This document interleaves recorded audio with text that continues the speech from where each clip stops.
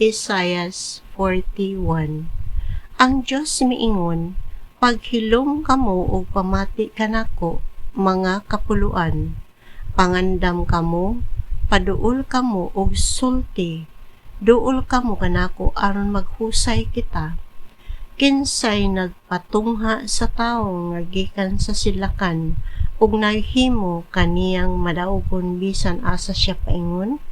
Gitugyan sa Dios kaniya ang mga hari ug kanasuran. Gipahabas niya sila daw abog lamang ug ingon sila sa uhot nga gipadpad sa iyang pana. Gigukod niya sila ug wala gayoy mibabag kaniya. Usog kaayo siya midagan daw wala motunog og yuta. Kinsay naghimon ini?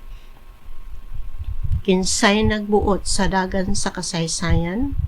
Ako, ang Ginoo nga diha na sa sinugdanan og anaa usab sa katapusan. Ang kapuluan nakakita og nahadlok, natay-og ang tibuok kalibutan busa nanuol og nanag-ambahan sila pag-anhi. Ang matag usa mitabang sa iyang isikataw og nagdinasigay sila. Ang panday nagdasig sa platero, ang nagporma sa Diyos nagdasig sa nagpakang sa lansang. Bahin sa pagsolda may miingon,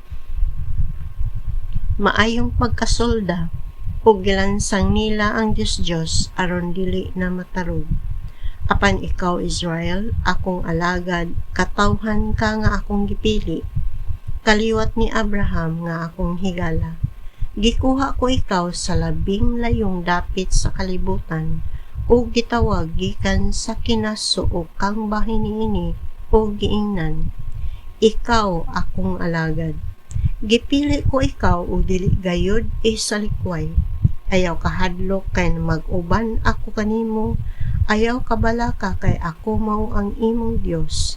Lig-unon og tabangan ko ikaw, panalipdan og luwason.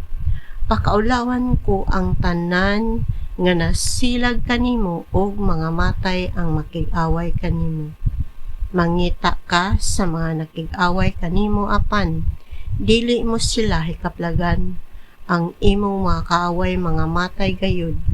Kay ako ang Ginoo nga imong Dios, maoy naglig-on kanimo, ako ang nagsulti kanimo. Ayaw kahadlok kay tabangan ko ikaw.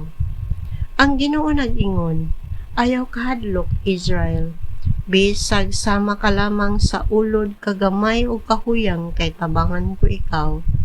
Ako ang balaang Diyos sa Israel, muluwas kanimo. Himuon ko ikaw nga galamiton sa paggiok, nga may bag-o o hait nga mga ngipon. Giukon o dugmukon mo ang kabukiran ug himuon mo ang kabungturan nga sama sa uhot. Alig-igon mo sila ug ipadpad sila sa hangin ngadto sa layo ug katagon sila sa bagyo. Apan magmamalipayon kamo kay ako man ang Ginoo, ang inyong Dios. Daigon ninyo ako, ang balaang Diyos sa Israel. Sa dihang mangitag tubig ang mga kabus o timawa, ug wala sila ihikaplagan, ug mag-uga ang ilang tutunan sa kauhaw. Ako ang Ginoo mutabang kanila, ako ang Diyos sa Israel, dili gayud mo biya kanila. Padagay dayon ko ang mga suba diha sa upaw nga kabungturan o ang mga tuburan taliwala sa kawalugan. Himuon kong linaw ang deserto o patunghaon ko ang mga sapa diha sa deserto. Magtanom ako sidro, akasya, myrtle, og olibo didto sa kamingawan og malukop kini sa sipre, palo de China og aguho, aron ang katawhan makakita og masayod nga ako ang Ginoo, ang balaang Diyos sa Israel, maoy naghimo niini.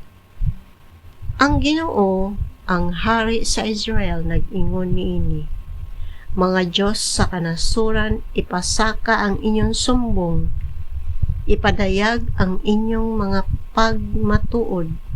Panuol kamo, suginli kami sa mga butang nga nangagi og sultihi kami unsay mahitabo sa umaabot aron masayra namo kun mahitabo na kini.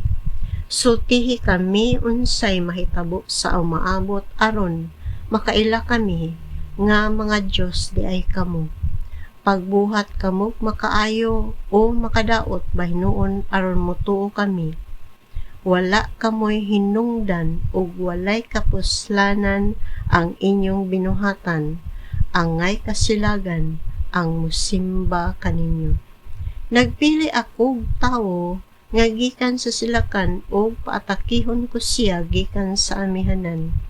Magtawag siya sa akong ngalan ug tamak-tamakan niya ang mga hari sama og lapok lamang. Sama sa himuon sa magkukulon, inig tamak-tamak niya sa yuta nga himuong kulon. Kinsa kaninyo ang mipahayag niini, sukad gayud sa sinugdan aron kami masayod. Ug sa wala pa magsugod ang kapanahunan aron moingon kami, husto siya. Wala gayoy usa kaninyo nga nakatug-an kanamo bahin niini. Ako ang Ginoo, maoy unang nagpahayag niini ngadto sa Sion, ug gipadala ko sa Jerusalem ang usa ka tigpahibalo sa maayong balita. Sa dihang nagpakisayod ako sa mga Diyos, walay nakatubag sa akong mga pangutana. Walay pulos silang tanan ug walay mahimo. Ang ilang mga Diyos nga larawan, huyang o walay gahom.